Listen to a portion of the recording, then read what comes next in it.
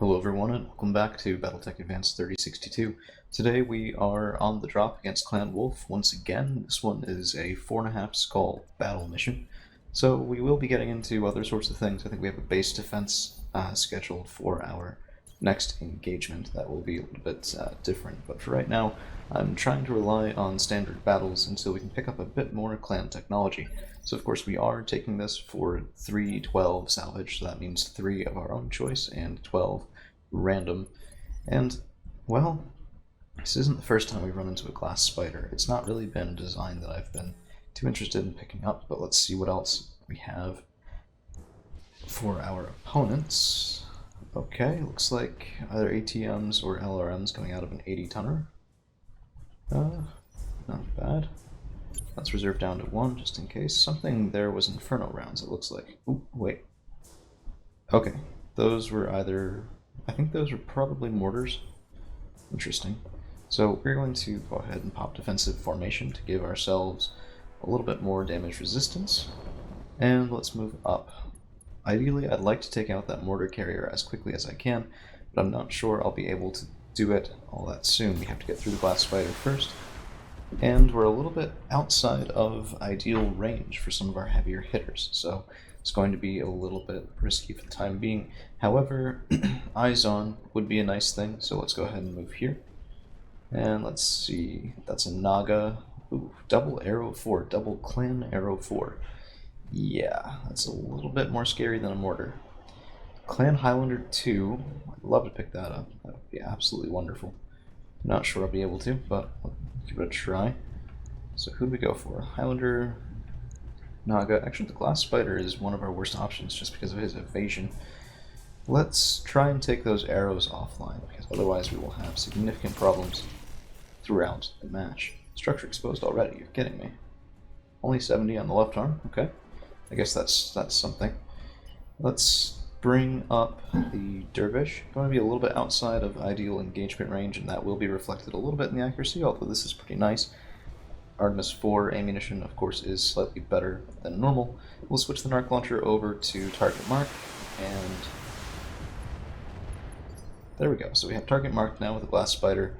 Quite a lot of damage on that left torso, at least relative to other places. Maybe that's something we might be able to exploit. Our King Crab, direct fire only, so let's see what we can do to that poor unfortunate glass spider. Rotary Gauss on 3. Alright, not bad. And we do again have light PPCs on here. I've been absolutely loving them. They do apply the standard PPC effect, but not quite as strongly as a standard PPC or a heavy PPC. So our Marauder is just going to move up. Yeah, the water effects on this map are maybe just making everything look completely muddy, but our Marauder is not that great outside of relatively short engagement ranges, so a bit of a drawback there. Let's get the Battlemaster up. I mean, that's way too hot. Let's try and stay cool. Yeah, okay. Not a lot of success there, and this Battlemaster design is proving it really doesn't have the accuracy to stand up to, well, what it needs to. Let's see, so I have direct line of sight on the glass spider. If I move up here, we can take a shot in the glass spider. We can also go for the Highlander or the Naga. I think the Naga is the target of choice. Let's pop Battle Lore, which of course does increase our damage and accuracy, and fire away. If we get lucky, we take out an arm, we might be able to take out some of those arrow 4s. Yep, looks like one of them destroyed, and that will decrease the amount of damage we have coming back our way. I wasn't aware that there were clan arrows, so if we can get one, that might be a nice thing, nice addition to our arsenal. Let's see, Marauder can move up, and can I get a shot? That's okay. Precision Strike from Viper will bring that up to reasonable accuracy, and let's just try and pound right through the CT here. Maybe a bit of a questionable decision, but I want... kills are always more important than style, at least at first, until you're able to take some of the enemy guns off the field and be able to be a little bit more comfortable making sure that you're not going to completely die a horrible, horrible death before the mission is over. So let's switch over to Haywire on the Narc Launcher and try and shoot through that second torso. Not bad damage by any stretch. I'm kind of surprised that we're still, yep, 9 left, because of course, why not? And let's see what we can do. Bring the Centurion up and fire in. Still a side shot. Relatively lower accuracy than I would like. Okay, so it is destroyed. It's not animated right now because I believe the glass spider is certainly not original content, and some of the additional mechs behave a little weird sometimes. But let's see if we can really try to send a message here. Turn on all the ER mediums, because why not? Piercing Gausses do land. And it looks like we still didn't get that side torso. Okay, enemy ballistics coming in. Some of them hit the glass spider, some of them do hit our summoner F. A little bit less than ideal. And let's take a look at this thing. Oh, we did get it. 29 left on the CT is pretty good. There's an Emperor 6A. That's not clan tech. That's actually kind of surprising. I guess you do see backline or older design mechs sometimes fielded by the clans, but as we are fighting against Clan Wolf, I will admit to some surprise. I think we're going to shoot at the Naga just to try and clear this thing out. Ultra AC5 should be pretty good at that, and yep, down goes the mech. Not bad at all. And now that we're not taking long range AoE fire, we have a little bit more breathing room to take on this already damaged glass spider. Let's see what we can do here. Oof. Ah. No such thing as overkill, except there kind of is, but we'll ignore that for right now. Let's see. We have the Atlas. Only indirect fire is in range, but let's go ahead and take it. Thunderbolt missiles proving their worth time and time again. Yeah, not bad fire. Not bad at all. Here comes the Highlander 2C. Let's see what he has. Oof. Gauss rifle landing in. Looks like the clan LRM's opening up as well. Keep in mind, clan LRM systems actually do not have a minimum range, so they can fire just like SRMs. Alright, so let's aim down the sights and see what we can do against that Highlander 2. Not the best accuracy, and we do actually land 2 out of 4, which matches with the supposed accuracy anyway, decently well. Now let's get the Dervish up here, and I'm debating, should we go target marked or should we go haywire? I think target marked will help us a little bit more, and we may as well go for the Battle Lord just because we're running pretty cool. Well, at least we were before that. Once again, that SRM volley is just absolutely devastating. Bringing this Highlander down to only 34 left on his side torso. Now that won't kill the mech if we kill him, because we actually do have a standard engine in this Highlander 2C, which means no easy kills for us. Let's get the Centurion around the right hand side as well. Not technically a flanking shot, we still are just barely inside that center arc, but this is where I want to be. And yeah, not bad. Not bad.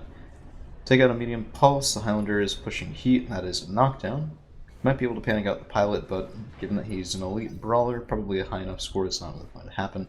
And we can actually see that the enemy pilot's gut score is high enough. He was able to resist the injury roll from falling down. Something that's I always like for my men, and I always hope that my enemies will not be able to manage. Now let's get our Battlemaster up. As we saw in the last video, if we can get a headshot with one of these piercing Gauss rifles, it's usually enough to kill the pilot outright. But alas, no luck there. Although there was injury resisted. What was that from? Could have been an ammunition explosion, maybe.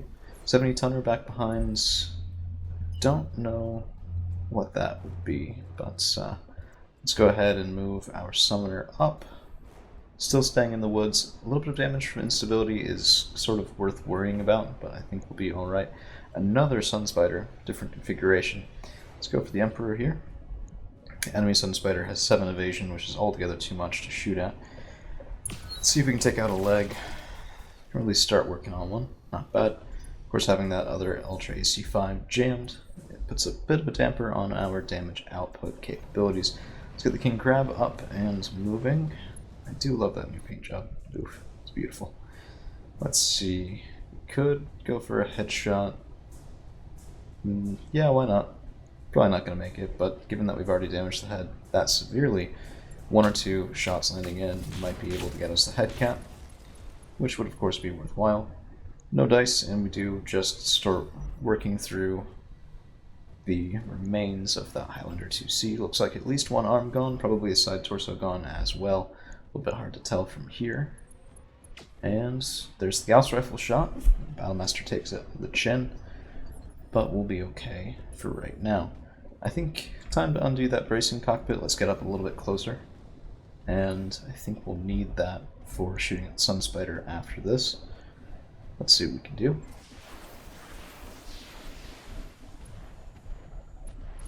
Not bad at all. Pretty good sustained fire from the Atlas.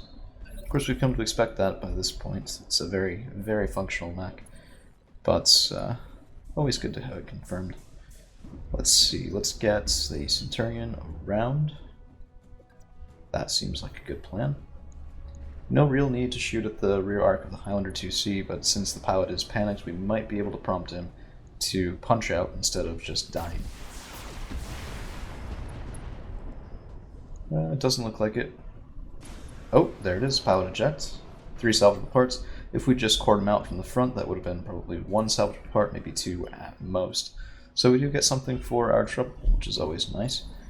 Let's go ahead and let these guys move. I want the Emperor coming a little closer. If nope, doesn't want to. Those are those LBX AC-10s opening up. Not too much threat from those really, but I am happy that they missed it, of course. So let the Sun Spider move as well. Hopefully he'll drop some of his evasion and we'll be able to get a bit more work done. Gauss rifle, maybe an ace pilot. That would explain the long running that we've gotten from this guy. Yep, ace pilot. Very well. Not moving too far. That will be bad for his life expectancy, but not as of right yet anyway. Okay, we can get direct fire. We're going to do it. I know I want that bracing cockpit back on, but having direct fire with the light PPCs is enough of a force multiplier that it does seem worthwhile. Let's go for the leg again. If for no other reason than we've already started working on it. Pretty good damage mitigation from our opponent, but we do manage to get structure exposed, which is pretty nice. And we can stand here and shoot. I think we will. Yeah, excellent accuracy. And we have the C3 Master with the tag marked, now increasing our accuracy as well. Let's get the Marauder up and moving a little bit slow for its purposes, really. Plasma rifle's limited range does lead to some challenges. 1, 2, 3, 4. 38 heat. The leg is still up, it's a little bit surprising. Let's get the Dervish over here, probably one of the better tools that we have to deal with the Sun Spider, because this thing is somewhat smaller and somewhat faster, but it won't be able to keep up with us, or at least that is the hope. Let's go for another leg here. Doesn't look like most of the damage went into it. Looks like we, yeah, rolled about half and half for side torso and for that leg. Okay, piercing Gauss rifles on the way. 1 shot, 2 shot. We actually do finally get our first crit with that, killing a medium pulse. Let me see if it actually, yeah, it was through armor critical. Very nice. See, if you believe hard enough, sometimes it doesn't completely fail. Technically. Anyway, let's shoot at the Emperor again. This should get us a knockdown, which would be pretty nice. Yep, right leg destroyed, so it would have been off of either one. Right torso destroyed. Interesting. Okay, ammunition explosion seems to have done in our opponent. This is why you always, always, always use clan tech if you've got it, and he very much did not. Let's get the Dervish up and round. I don't think we're going to be fighting any other enemy lances on this drop, unfortunately, so even though the nominal difficulty is 4.5 skulls, this was a bit of a cakewalk for us. It also will cement our reputation with Clan Novacat, which means that our next episode will be taking a look at the Clan Novacat faction store. I hope to see some goodies there. We might not be able to buy all that much, but if we need to sell some chassis parts to make that work, that is always an option. Killing that. Oh, it was a streak SRM6. I guess that's not terrible. Can I even get a shot with this guy? Nope. Can I even get a shot with this guy? No. Okay, so we're a little angle of fire challenged here at the moment, but maybe we can do something Oh, this is all fresh though. It's a little bit annoying. Let's go for a headshot. No, not bad at all. Alright. Well, that'll be the mission. Thank you all for hanging around. We'll see you again real soon.